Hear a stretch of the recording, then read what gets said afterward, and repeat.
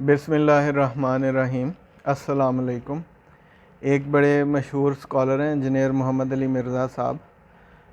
حال ہی میں انہوں نے ایک ویڈیو ریکارڈ کروائی ہے جس میں انہوں نے جو سورہ المائدہ کی آیت نمبر 6 ہے جس میں وضو کے احکام بیان ہوئے ہیں، اس کے بارے میں انہوں نے اپنی عربی کی کم علمی کا ثبوت دیتے ہوئے یہ کہا ہے کہ اہل تشیع کا موقف اس معاملے میں زیادہ بہتر ہے، اور ان کی ویڈیو کے کلپس بھی ریفرنس کے طور پہ لگا دیے جائیں گے کہ اگر ہم ریشو کیلکولیٹ کریں تو 60% شیعہ کے حق میں پلڑا مضبوط ہے اور 40% اہل سنت کے حق میں، یا 30% کہہ لیں اہل سنت کے حق میں اور 70% شیعہ کے حق میں۔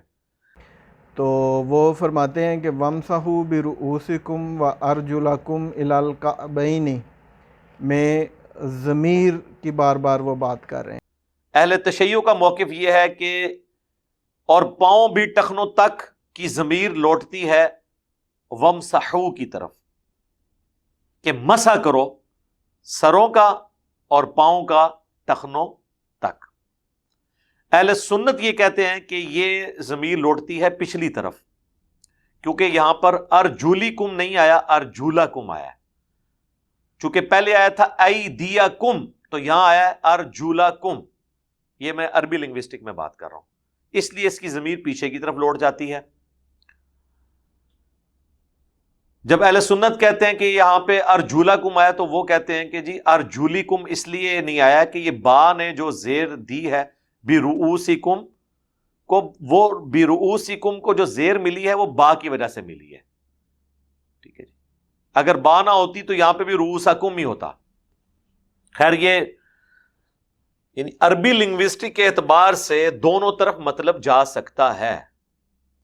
اہل تشیع کا موقف اس حوالے سے، یعنی اگر ہم اس کو کمپیئر کریں تو زیادہ مضبوط ہے۔ اور دوسری شاہ جی طرف نہیں دیکھنا۔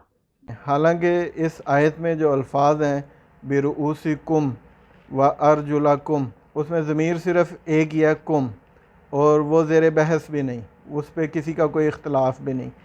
اصل مسئلہ یہاں پہ ایک فعل کا مفعول ہونا یا حرف جر کا مجرور ہونا پہ اس کی بحث ہے۔ وہ بار بار آپ کلپ میں دیکھیں تو یہ کہہ رہے ہیں کہ اس کی ضمیر اس طرف ہے، اس کی ضمیر پہلے کی طرف ہے یا بعد کی طرف ہے، کی ضمیر لوٹتی ہے وَامْسَحُوا کی طرف، یہ ضمیر لوٹتی ہے پچھلی طرف، اس لیے اس کی ضمیر پیچھے کی طرف لوٹ جاتی ہے۔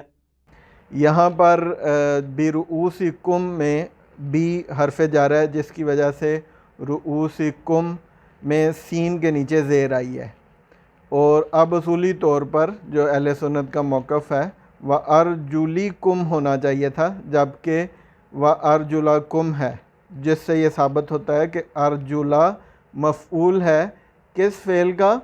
جو اس سے پہلے فَغْسِلُوا آیا، اور اس فعل کا جو مفعول ہے وہ ایدیکم ہے۔ اب ایک طریقہ ہوتا ہے کسی آیت کے بارے میں کسی اشکال پیدا ہو جائے، مشکل پیدا ہو جائے، تو ایک طریقہ ہوتا ہے کہ کیسے اس مسئلے کو حل کیا جائے، تو اس کو کہتے ہیں تفسیر بالقرآن، یعنی قرآن ہی میں دیکھا جائے کہ یہ فعل یا یہ لفظ اس کا کیا ترجمہ ہوا ہے یا کس طرح یہ آیا ہے۔ تو اگر ہم یہ جو زیر بحث فعل ہے وَامْسَحُوا، مسح یعنی مسح کرنا، اس کو دیکھا جائے کہ تو قرآن میں کتنی جگہ پر آیا، تو 4 مقامات پر یہ فعل آیا ہے۔ سورہ المائدہ کی آیت نمبر 6 ہی میں یہ ایک دفعہ پھر فَامْسَحُوا بِوُجُوهِكُمْ وَأَيْدِيكُمْ کے ساتھ ہے۔ اب یہاں پہ مسح کے احکام بیان ہو رہے ہیں، جس میں چہرے کا بھی مسح ہے اور ہاتھوں کا بھی مسح ہے۔ تو یہاں پہ ایدیکم نہیں آیا، یا کے اوپر زبر نہیں آئی، بلکہ ایدیکم آیا ہے، جو یہ ثابت کرتا ہے کہ یہ فَامْسَحُوا کے ساتھ جو بی پریپوزیشن، عربک میں بی is a kind of preposition, تو اس پریپوزیشن کی وجہ سے وَأَيْدِيكُمْ کے الفاظ ہیں، ایدیکم کے نہیں آئے۔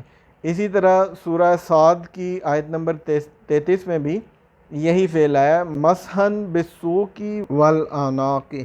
حضرت سلیمان علیہ السلام کے بارے میں آیا ہے تو یہاں پہ بھی اگر آپ دیکھیں کہ مسحن بالسوقی کاف کے نیچے زیر ہے بی کی وجہ سے، والاعناق اس کے نیچے بھی زیر ہے، جبکہ ہم اس زیر بحث آیت سورہ مائدہ کی آیت نمبر 6 میں دیکھتے ہیں کہ وہ ارجلیکم نہیں ہے، جو کہ ارجلاکم ہے، جو اہل سنت کے موقف کی تائید کرتا ہے کہ یہ فغسلو فعل کا مفعول ہے، وامسحو کے ساتھ جتنے بھی الفاظ آتے ہیں وہ بی کی وجہ سے زیر ان کے نیچے ہوتی ہے۔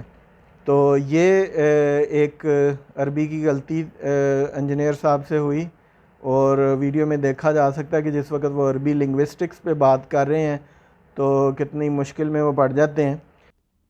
خیر یہ یعنی عربی لنگوسٹک کے اعتبار سے تو ان سے گزارش ہے کہ اچھی طرح سے عربی سیکھیں، پھر عربی کے مسائل حل کرنے کی کوشش کریں، ورنہ ماشاءاللہ ان کا احادیث پر بڑا اچھا مطالعہ، اس پہ وہ اچھی گفتگو کرتے ہیں، لیکن عربی میں انہوں نے اپنی کام علمی کا ثبوت دیا ہے